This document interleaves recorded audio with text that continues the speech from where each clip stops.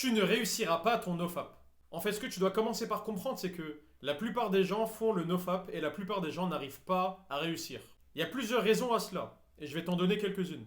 La première, c'est que tu comptes le nombre de jours que tu passes en nofap. C'est-à-dire que tu dis, ok, là je suis au jour 1, je suis au jour 2, ah ok, moi je suis au jour 4, tu parles à tes potes, etc. Peut-être y en a, il est au jour 7, toi t'es qu'au jour 2. Au jour 2, ça t'est arrivé de recommencer à te fap, donc à te pignouf, et donc tu repars au jour 0. Et tout ça, ça vient du fait que on t'a promis qu'au bout d'un certain nombre de jours, par exemple 15 jours ou 2 semaines ou un mois ou je sais plus exactement, tu vas commencer à avoir des super pouvoirs. Il y en a qui te disent, au bout de 20 jours, tu vas commencer à avoir une testo de fou, au bout de 30 jours, tu vas commencer à léviter. Enfin, tu vois, j'abuse un peu bien sûr, mais c'est pas loin de ça, hein. On n'est pas loin.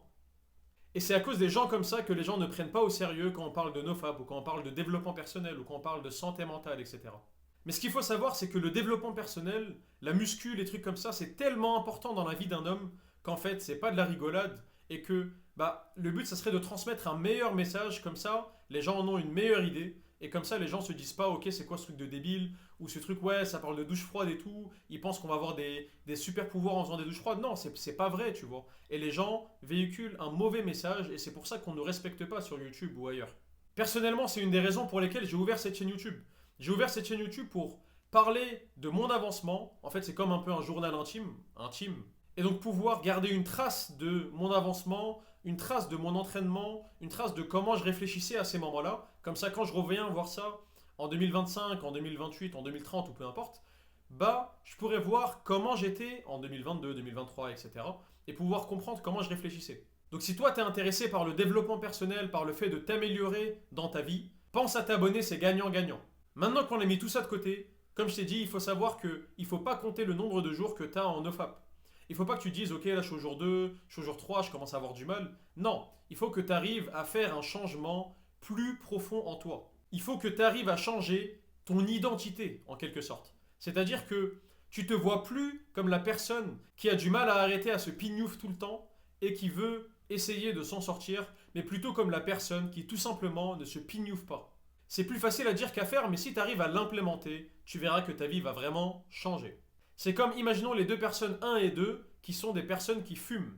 Les deux personnes veulent arrêter de fumer. La personne numéro 1 va à une soirée avec ses potes et on va lui proposer à fumer. Ce qu'elle va répondre quand on va lui proposer de la cigarette, c'est non, moi j'essaie d'arrêter de fumer, vraiment, c'est quelque chose d'important pour moi, je veux arrêter. Eh bien, ce qui va se passer, c'est que son entourage va quand même lui proposer une autre cigarette, va lui dire mais non, tranquille, etc. Et à terme, va pouvoir la pousser à fumer.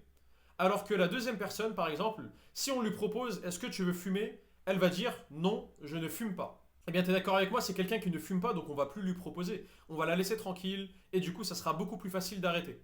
Et donc pour le nofap, c'est pareil, si tu arrives à changer ta mentalité là-dessus, tu verras que ça sera beaucoup plus facile d'arrêter. Mais surtout dans l'exemple de la cigarette que j'ai donné, dans le deuxième cas, on ne proposera même plus de cigarette à la personne. Et donc ça sera plus facile. Eh bien, c'est pareil pour le nofap. Ce que tu peux faire, c'est essayer de diminuer les tentations. Disons que toi, tu as l'habitude de te pignouf souvent le soir avant de dormir. Eh bien, ce que tu peux faire, c'est d'éviter le soir de traîner sur TikTok et sur Instagram surtout, ou même Reddit, parce que c'est des endroits où tu vas pouvoir avoir de la tentation. Il y a toujours des filles qui sont à moitié habillées, qui sont en train de danser, qui se mettent en avant, qui mettent en avant leur physique, et du coup, ça va vraiment te tenter. Donc évite les tentations, ça va vraiment beaucoup t'aider à éviter de te pignouf. Généralement pour moi, la plupart des fois où je me pignouf, c'est des moments où j'ai été ennuyé, j'avais rien à faire, j'étais un peu fatigué généralement parce que j'ai mal dormi, et du coup je cherchais de la dopamine facile et je tombais là-dedans. Alors que si à côté, toi, tu dors bien, tu manges bien, tu fais du sport et de la muscu, et tu arrives à avoir une bonne santé mentale à travers la méditation et d'autres pratiques dont je parlerai dans d'autres vidéos, c'est pour ça que je t'ai dit de t'abonner, eh bien tu verras même plus l'intérêt de vouloir te pignouf.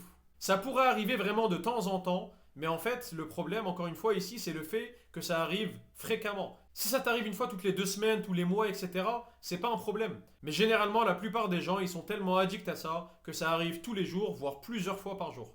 Un dernier point qui pourrait t'aider à réussir dans le nofap, ça serait d'en parler à un ami à toi, si possible, un ami qui est très proche de toi, et dont vous allez parler de ça souvent, et vous allez en fait essayer de faire du nofap en même temps. Ça peut paraître à première vue bizarre d'en parler à un pote, mais c'est pour ça que je t'ai dit de trouver un ami qui est vraiment proche de toi et à qui tu peux parler de vraiment tout librement.